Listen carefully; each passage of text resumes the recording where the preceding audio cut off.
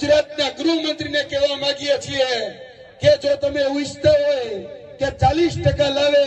એ જ વ્યક્તિ ક્વોલિફાય થાય તો આવનારી વિધાનસભાની ચૂંટણીમાં પણ હવે અમારે 8 પાસ ગૃહમંત્રી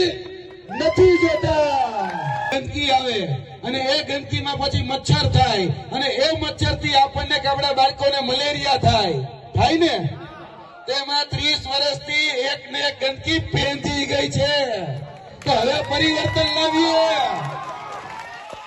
અને તમે તો બધા જળ જમીન અને જંગલ ને પર્વત સાથે સંકળાયેલા છો, તમને બધાને ખબર પડે કે હમ ઓલું ઝાડું ઉર્યું ને ઝાડું આ ઝાડવા દેખાય ને ઈ વરમાં પાનખર ઋતુમાં પોતાના પાન ખેરવી નાખે તો આપણે આ 30 વર્ષથી એક ને ગંદકી એમને રાખી છે તો એ ઝાડવાને ખબર પડતી હોય કે ભાઈ જૂના પાન ખેરી નાખાય તો આપણને કેમ ખબર પડતી નથી। કાઠિયાવાડથી હાવજ અને એક આદિવાસી વિસ્તારનો હાવજ એ તમને આજે કહેવા માટે આવ્યા છે કે હવે આ છોટાઉદેપુરની ક્રાંતિકારી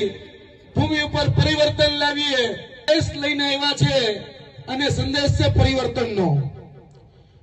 હવે જો આ નિયમ રાખવો હોય તો આ કદવાલની ભૂમિ ઉપરથી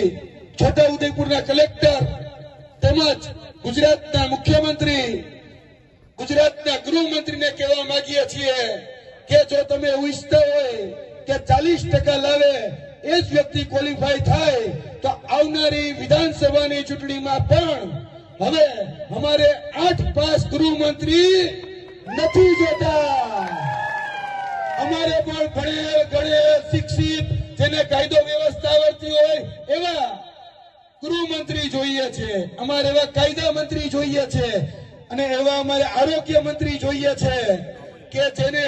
આરોગ્યનો આવડતો હોય। અમારે એવા નાણાં મંત્રી જોઈએ છે કે જેને નાણાં મંત્રીનું નાણાંનું કામ કરવા માટે ન આવડતું હોય, બાકી નાણાં વગરનો નાથિયો અને નાણે નાથા લાલ એવા આપણા નાણાં મંત્રી।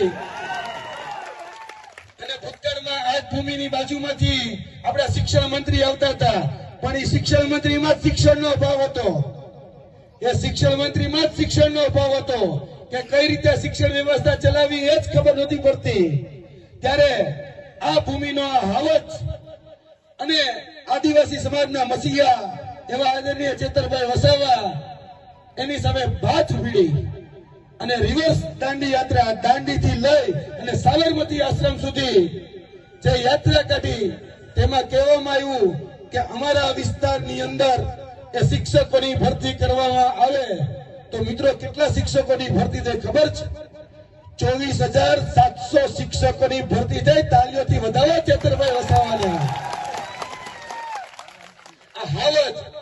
એ હાવજની તાકાત છે કે જે વિધાનસભામાં ડણકે છે, વિધાનસભાની અંદર ગરજે છે અને જ્યારે જ્યારે ભૂમિ ઉપર એટલે કે સડક ઉપર ગરજવાનું હોય તો પણ બાકી નથી રાખતા, વિધાનસભામાં ગરજવાનું હોય તો પણ બાકી નથી રાખતા। અને જ્યારે જ્યારે આપણા આદિવાસી સમાજના બાળકોની શિષ્યવૃત્તિ જે વિધાનસભાની અંદર બેઠેલા 162 જે આખલાઓ છે એ આખલાઓ આપણા આદિવાસી સમાજની જે શિષ્યવૃત્તિ ચરી ખાતા હતા ત્યારે અમે અને ચેતરભાઈ વસાવાની સાથે ગુજરાતની બિરસા મુંડા કચેરી જે ગાંધીનગર ખાતે આવેલી છે તે અને ત્યારબાદ વિધાનસભા